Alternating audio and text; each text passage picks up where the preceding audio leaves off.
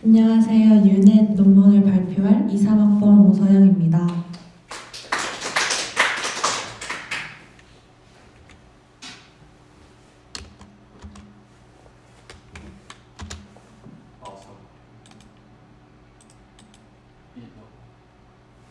목차는 다음과 같습니다. 먼저 이미지 세그멘테이션에 대해서 알아보겠습니다. 세그멘테이션의 목적은 원본 이미지의 각 픽셀에 대한 클래스를 구분하고 인스턴스 및 배경을 분할하는 것으로 위치 정보가 매우 중요합니다. 픽셀 단위로 분류를 하는 세그멘테이션에는 똑같은 사물들을 각각 나눠서 분류하지 않고 하나의 묶음으로 보는 세메틱 세그가 있고, 이에 해당하는 게 유넷 이전의 FCN입니다. 그리고 각각의 사물들을 분류하여 같은 클래스라도 각각 분류하는 인스턴스 세그에 해당하는 유넷이 있습니다. 기존의 CNN 기반 모델은 다양한 분야에서 뛰어난 성능을 보여주었지만 바이오 메디컬 분야에는 한계가 있었습니다. 그 이유는 바로 해상도 유지와 연산 속도의 트레이드 오프 문제였습니다. FCN 모델은 디코딩 과정에서 해상도가 손실되기 때문에 세밀한 객체 분할이 어려운 단점이 있었습니다. 특히 바이오 메디컬 이미지에서는 픽셀 단위의 정밀한 경계를 필요로 하는데 기존 모델들은 이를 제대로 수행하지 못했습니다. 따라서 이미지 분할 모델의 핵심인 FCN을 응용해 구현한 것이 이번 논문에 나오는 유넷 모델입니다. 먼저 유넷 이전의 기존 모델들은 슬라이딩 윈도우 방식을 사용하여 분할을 수행했습니다. 근데 왜 슬라이딩 윈도우 방식을 사용했을까요? 하나의 이미지를 여러 개의 작은 패치로 나누어 학습할 수 있기 때문에 데이터 부족 문제를 해결할 수 있다는 장점이 있었습니다. 즉, 같은 이미지를 여러 개의 패치로 나누어 학습하면 더 많은 데이터셋을 확보하는 효과가 있었습니다. 하지만 이 방식에는 단점이 있었습니다. 패치마다 개별적으로 예측을 수행하기 때문에 전체적인 컨텍스트를 반영하기 어려웠습니다. 계산량이 많아지면서 네트워크가 느려지고 전체적인 구조를 반영하지 못하게 된 것이었습니다. 때문에 유넷의 저자들은 패치 탐색 방식을 사용하여 이 같은 문제를 해결하였습니다. 다음과 같이 나와 있는 그림처럼 패치 탐색은 이미지를 격자 모양으로 잘랐기 때문에 중첩되는 부분이 존재하지 않았고, 이미 훑어본 영역은 깔끔하게 넘기고 다음 패치부터 탐색을 시작하므로 속도 면에서 훨씬 좋은 성능을 보여주었습니다. 그리고 다양한 크기의 인풋 이미지를 어떻게 유넷 모델에 넣었을까요? 바로 일정한 크기의 패치로 만들기 위해 오버랩 타입 스테이지와 미러링 익스트래폴레이션 기법을 적용했습니다.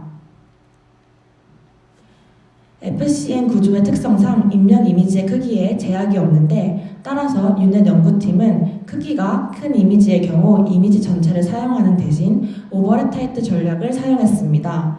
인풋과 아웃풋의 이미지 크기가 다르기 때문에 위 그림처럼 파란색 영역을 인풋으로 넣으면 노란색 영역이 아웃풋으로 추출됩니다. 동일하게 초록색 영역을 세그멘테이션 하기 위해서는 빨간색 영역을 모델의 인풋으로 사용해야 합니다. 즉, 겹치는 부분이 존재하도록 이미지를 자르고 분할해야 하기 때문에 오버랩 타입 전략이라고 논문에서는 지칭하고 있습니다. 또한 미러링 익스트래폴레이션이라고 나옵니다. 여기 나와 있는 익스트래폴레이션이란 한국어로 해석하자면 외사법이라고 합니다.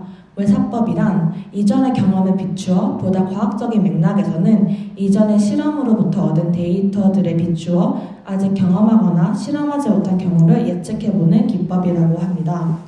유넷의 구조를 보면 380 곱하기 388 크기의 세그멘테이션 맵을 얻기 위해 572 곱하기 572 크기의 인풋 이미지가 필요합니다. 이 그림에서 파란색 패치를 인풋 이미지로 제시하면 노란색 영역의 세그멘테이션 맵이 출력이 되는데, 이 이유는 유넷에서 패딩 없이 컨볼루션 연산을 반복적으로 수행했기 때문입니다. 이 같은 미싱 데이터 문제를 해결하기 위해 사용한 것이 바로 미러링 익스트래폴레이션인데, 파란색 박스의 빈 공간은 노란색 영역이 거울에 반사된 형태로 채우는 방식입니다.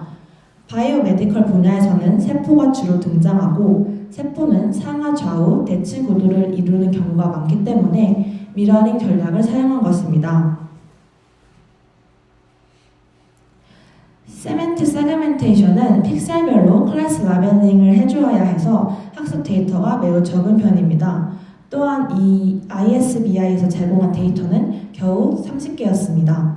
그래서 이 당시 유넷 논문 저자들은 적은 양의 의료 데이터로도 효과적인 학습이 가능하도록 하기 위해 다양한 데이터 증강 기법을 사용했는데, 특히 4가지 주요 증강 기법 중에서도 엘라스틱 디포메이션은 픽셀이 랜덤하게 다른 방향으로 뒤틀리도록 하는 변형 방식입니다.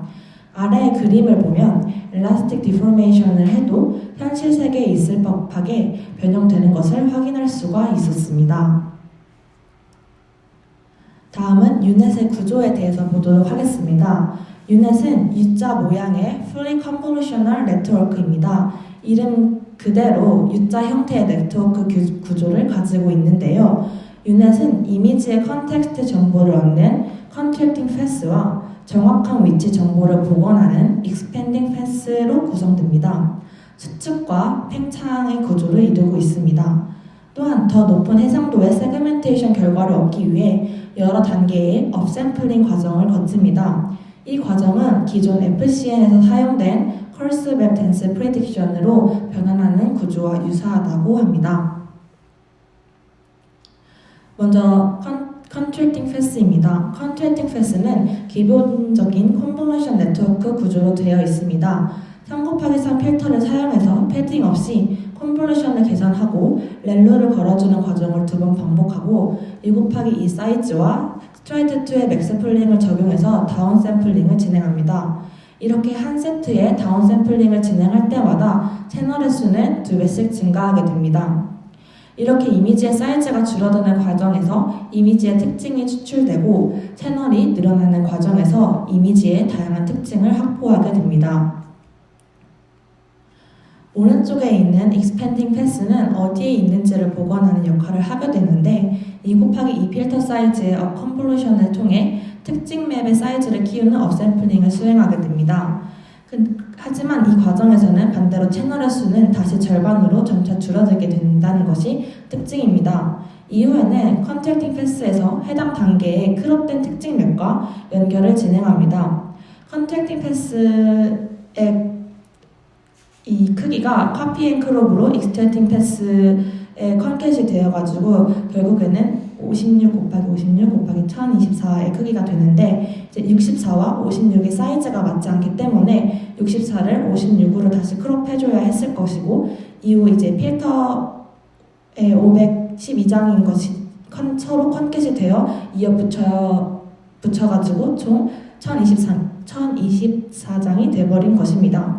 이때 이 모든 과정을 이제 논문에서는 공식적으로 언급은 하고 있진 않지만 이 부분을 대부분 스킵 커넥션이라고 부르고 있습니다.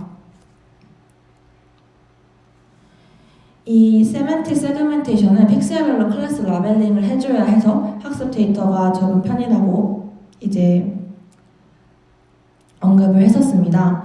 그렇기 때문에 이 스킵 커넥션이 되게 중요한데 근데 이 스킵 커넥션에서 서메이션이 아닌 컨캣을 이용하고 있었습니다. 근데 왜 서메이션이 아닌 컨캣을 사용했을까요? 이거를 먼저 알기 위해서는 이제 쇼트 스킵 커넥션과 롱 스킵 커넥션에 대해 개념을 알아야 되는데 먼저 쇼트 스킵 커넥션은 딥한 네트워크를 학습할 때 뒤로 갈수록 사라지는 그레디언트를 살리거나 그레디언트 매니싱 문제를 해결할 수 있다는 특징이 있고 바로 이 대표적인 예가 레스넷입니다. 그리고 반대로 롱스킵 커넥션의 경우 다운샘플링 중 손실되는 스페셜 정보를 복구하는 데 도움이 되는데 어쨌건 둘 중 하나라도 사용을 한다면 컨버전스 타임을 줄일 수 있다는 장점이 있습니다. 주로 쇼트 스킵 커넥션에서는 이제 서메이션을 사용합니다. 짧고 반복적인 이제 과정들이 주로 이루고 네트워크의 다양한 레이어들을 모두 거치기 때문입니다. 보통 전체 블럭에 대해 고정된 피처 수를 유지해서 컴팩트한 솔루션에 이용이 됩니다. 반면에 롱스키 커넥션을 사용하는 경우에는 보통 이제 뒤에 나오는 레이어가 중간 레이어가 가지는 피처를 재사용해서 공간적인 정보를 얻기 원할 때 사용하게 되는데, 유넷의 경우 대부분의 아키텍처와 콘캣의 방법을 이용하고 있습니다. 롱스키 커넥션 때문이죠. 서메이션을 이제 사용하려면 엔코더 패스와 이미지와 디코더 패스의 이미지의 사이즈, 이제 그리고 또 이미지의 깊이가 모두 맞아 떨어져야 하기 때문에, 또는 이 모든 과정을 다시 크롭을 해야 하기 때문에 대부분은 이제 콘캣의 방법을 사용하고 있었습니다. 다음은 트레이닝으로 넘어가도록 하겠습니다. 이제 트레이닝에서 사용한 유넷의 로스 펑션은 각 픽셀에 대한 에너지 함수의 총합으로 구성되고 있습니다. 크게 4가지로 나눠서 논문에서 설명을 하고 있었는데요.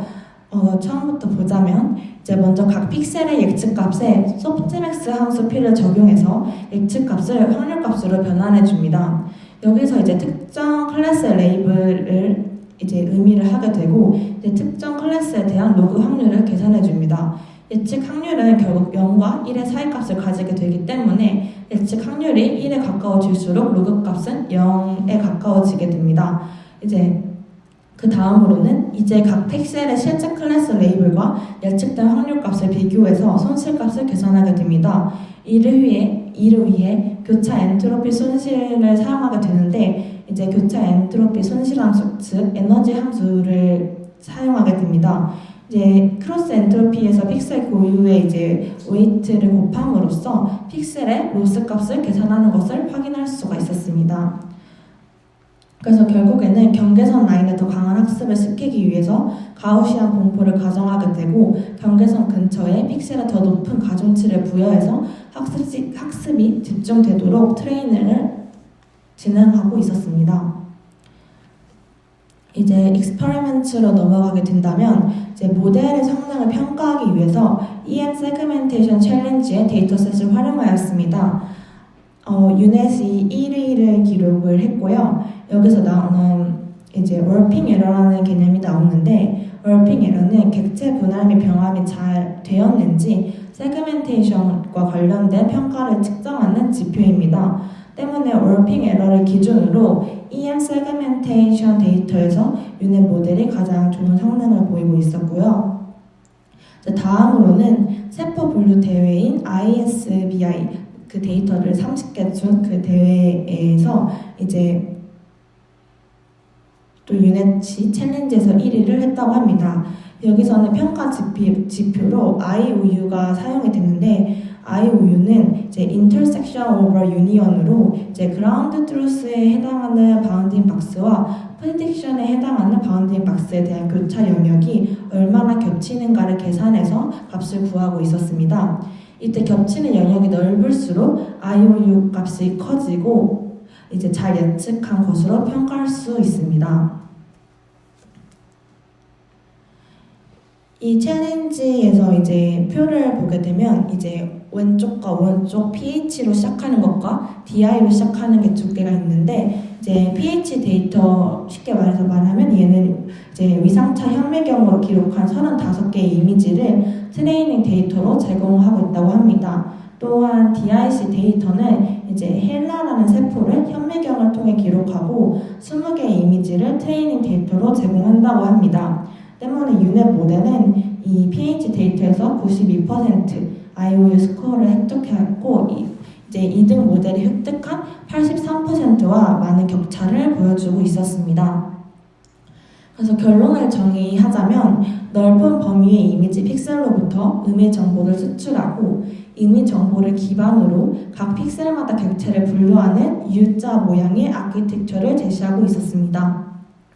서로 근접한 객체 경계를 잘 구분하도록 학습하기 위해 웨이티드 로스를 사용함으로써 유넷은 다양한 생물의학 이미지 분할 문제에서 매우 우수한 성능을 보여주었습니다. 이제 이건 제가 따로 추가적으로 찾아본 내용인데요. 왜 의료용 이미지에서는 유넷을 사용했을까요? 의료용 이미지는 맥락이 매우 중요하다고 합니다. 즉, 국소적인 부분의 분할의 정확성보다 전체적인 영상에서의 분할이 더 중요하다고 합니다. 실제로 의료용 이미지를 보면 되게 세분화되어 가지고 분할이 되어 있기 때문에 그런 것 같습니다. 또한 이를 위해서는 이미지의 특징을 국소적으로 패치 방식으로 추출하면서도 고차원적인 정보를 스키 커넥션에서 위치 정보를 보완해주기 때문에 비교적 정확한 위치로 국수 부분을 분할할 수 있기 때문에 의료용 이미지에서는 유넷을 많이 사용하고 있었고요. 찾아보니까 이 사진에 보이시는 것처럼 유넷 플러스, 유넷 트리플 플러스 뭐 이렇게 계속 유넷이 발전된 모델이 계속 나오고 있는데 아직 이 논문들은 읽어보지 않았지만 이 유넷을 기본 모델로 해서 계속해서 발전해서 의료용 이미지 데이터 셋을 좀 더 정교화해서 분할할 수 있는 연구가 진행되고 있는 것 같았습니다. 그렇기 때문에 간단하게 이 유넷 네트워크의 핵심 아이디어를 세 가지로 요약하자면 첫 번째, 인코더의 피처맵을 디코더 피처맵에 컨캣해서 위치 정보를 전달하였다. 두 번째, 데이터셋의 전처리 변형을 이용해서 데이터 수를 증가하였다. 세 번째, 테두리 borderline을 더 잘 분할하기 위해 웨이트를 추가한 손실함수를 사용하였다. 이렇게 정리할 수 있을 것 같습니다. 레퍼런스는 다음과 같습니다. 이상 마무리하도록 하겠습니다.